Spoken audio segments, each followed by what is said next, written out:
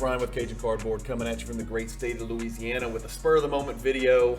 I oftentimes like to reflect on my portfolio and sort of assess my risk and sort of look at the percentage breakdown of what I have in certain players, what I have in, ultra modern risky prospect stuff, what I have in sets, what I have in Jordan, what I have in, Shaq, Giannis, whatever, and kind of go through the players that I collect and see what percentage of my portfolio each player comprises so that I can take an objective look at what my portfolio, again, this is coming from an investment perspective, so what percentage of my portfolio is broken down into each player and how it's diversified. I highly suggest you guys doing this and taking a look every once in a while. I'm an extremely risk-averse person, although a lot of my friends who collect would disagree with me because some of the things that I've done in the past 3 or 4 years may be perceived as risky from their perspective. But when it comes to where I put my money, I think we're about to see, I'm going to share with you guys not overall values because that's not super relevant.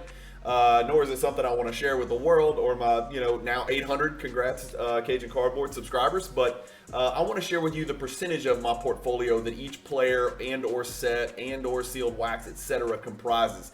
Something I really highly suggest you guys doing. And so let me show you how I did it. It's real simple. You don't need to be a math genius. Obviously, I am not one. It's a pretty simple math though. So what I've got pulled up on the screen is my portfolio composition as of today, May 10th, 2022. The reason I decided to do it today is I have got a lot of items that you're about to see on this list at auction right now. So some of these percentages are about to drastically change.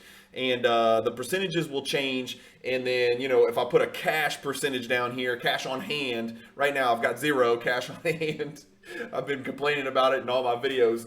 The cash on hand percentage is about to go up because I'm selling a partial 1986 Fleer set. I've got a lot of Bird Magic rookie cards for sale. I've got a pretty decent chunk of Giannis cards for sale, if you can imagine, because I'm actually going to kind of consolidate that Giannis collection and maybe go back out and pick up a pretty big Giannis in the next 30 to 60 days. Hopefully, I'm looking to make some of these moves in cash or in PayPal at the National. I've never been there. Hopefully, I can find some deals. I don't know. There's mixed results. When you ask people, does the National have deals or not? I don't know. Different people say different things.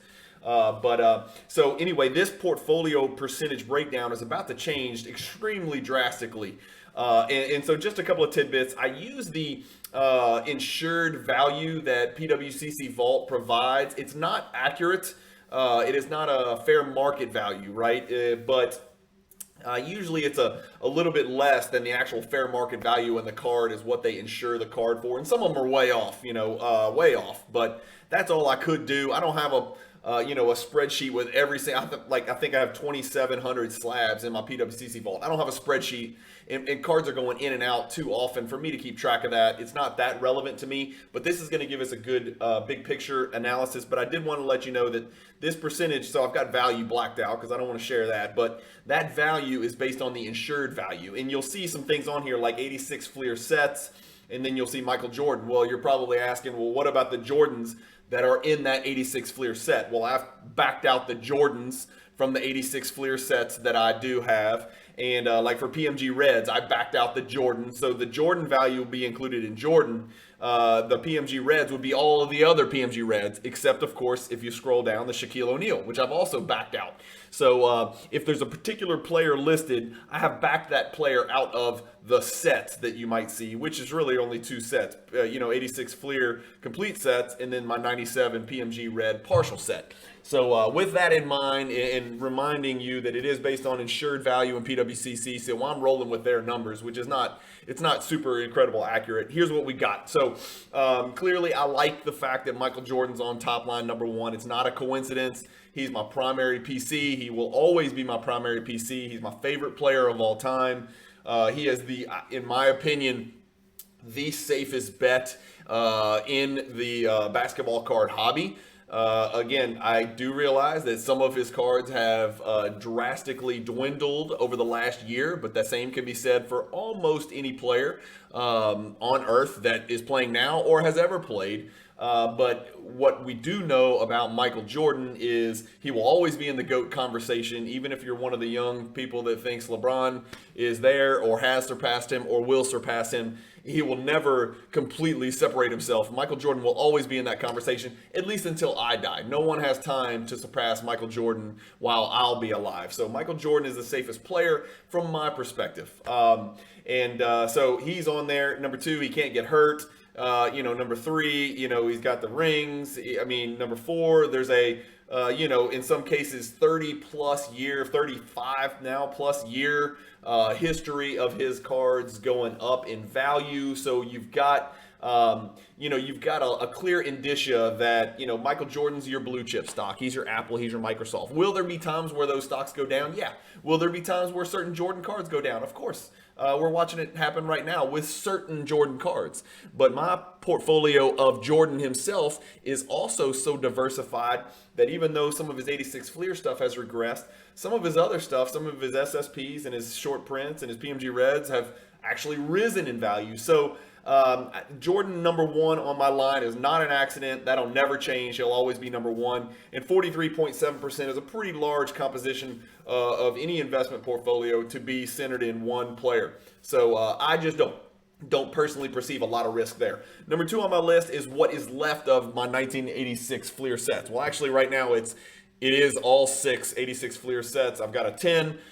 These are with stickers, of course, because I don't think it's a set unless you have the stickers. So I've got a PSA 10, 2 9s, and 3 8s. So those 6 sets minus all of the Jordan cards and stickers, which is 12, right? 6 base and 6 stickers, is 22.4% of my portfolio. This is the number that's about to change drastically because I'm selling 141 of my 143 86 Fleer PSA 10 cards in the upcoming Premier Auction, which ends next Thursday, right? So keep an eye on that if you're interested in building a PSA 10 86 Fleer set. You're going to have a really good opportunity to pick up the Kareem sticker, the Johnny Moore PSA 10, and the Jeff Malone with the PWCC percentage sticker. Those 3 are ending in the May PWCC Premier Auction next Thursday. And then the other 138 will end in Weekly Auction number 18, which ends on May 22nd.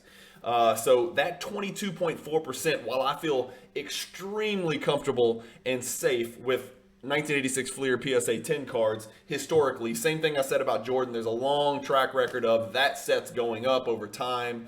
It was a very difficult decision to sell that set. 22.4% is a big percentage.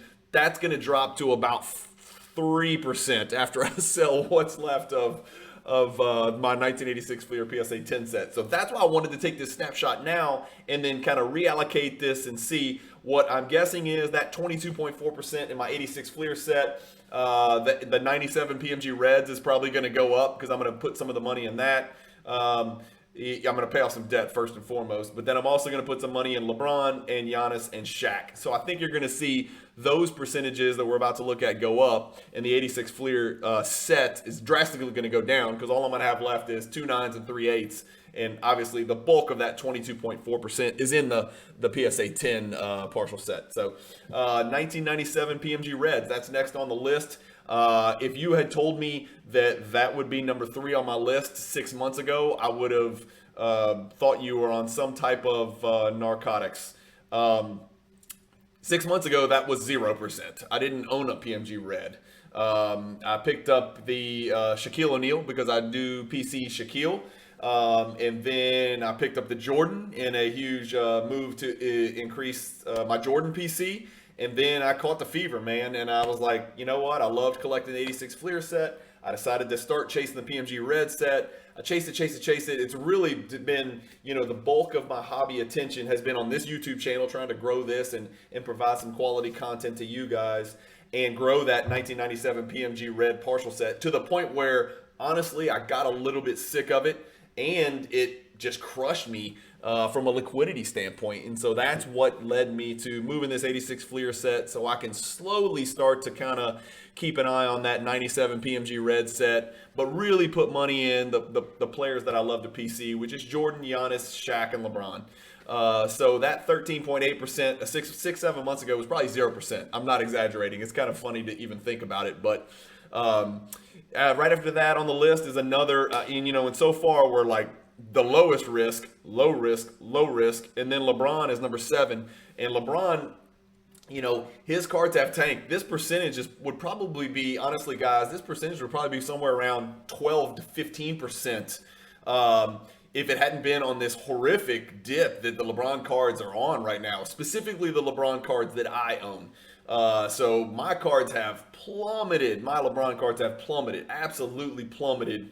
And I'm buying more. I'm just one of those people that runs into the burning building. I buy when others are fearful. I buy the dip. I'm not going to chase the wave. I'm going to try to get ahead of the wave.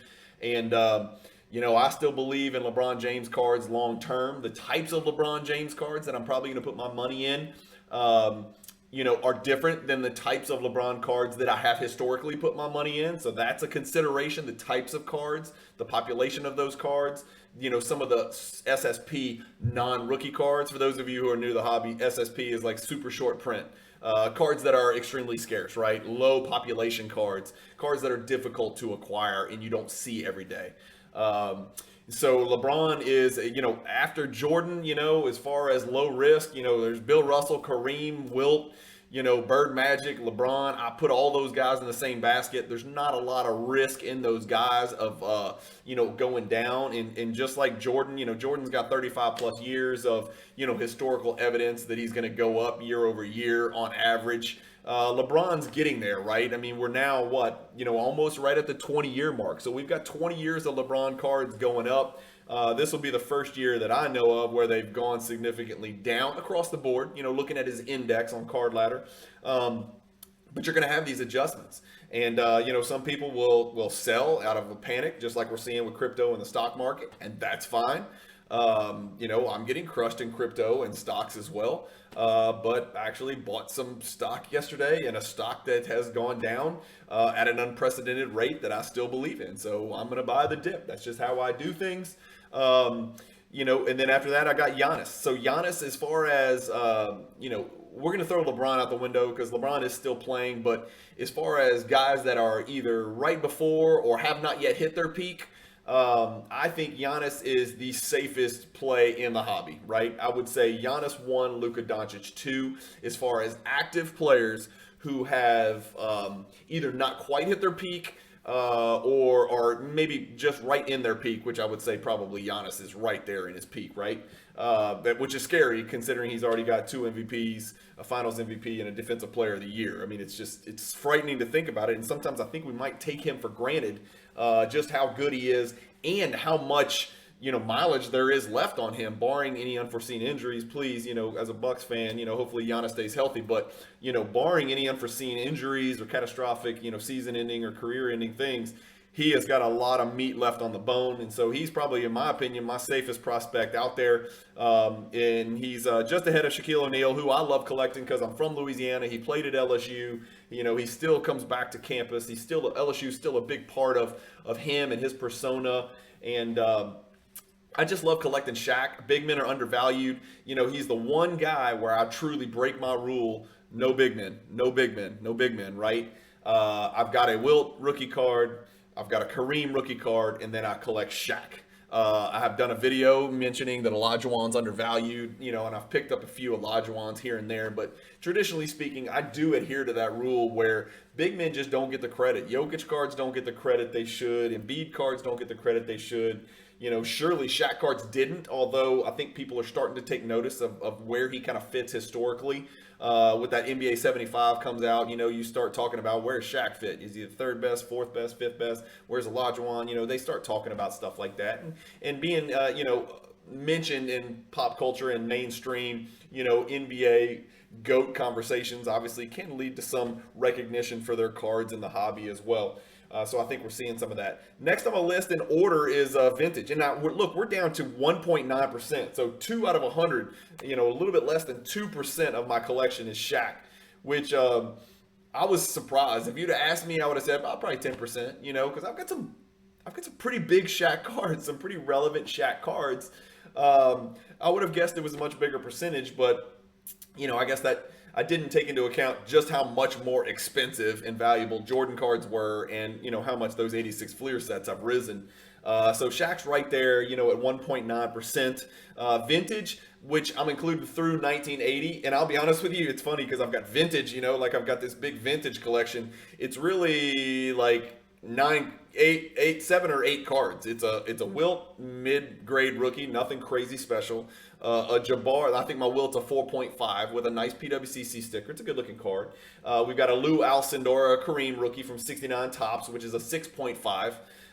And then we've got, I think, probably 6 or 7 Bird Magic rookies, 7, 8s, and 9s. The 9 I'm keeping. The 7 and 8s are actually at auction. So this vintage through 1980 number is going to go down in the short term, but I'm looking to reinvest some of that money in a bigger Wilt, a bigger Kareem, and then I've got to pick up a 57 Bill Russell, which I don't have in my collection. I'm a Wilt over Russell guy, but I've got to have a Bill Russell in my collection just to feel complete.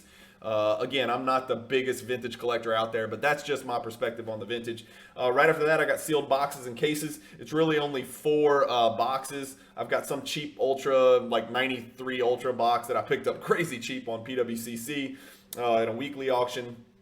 I've got a 2018 National Treasures sealed hobby box, which is, obviously a big year, when you talk about Luka Doncic and Trey and all that stuff. And I've got a 2016 hobby case, which is becoming more and more valuable, in my opinion, as Ben Simmons has kind of fallen off the radar, who was the big guy in that, right?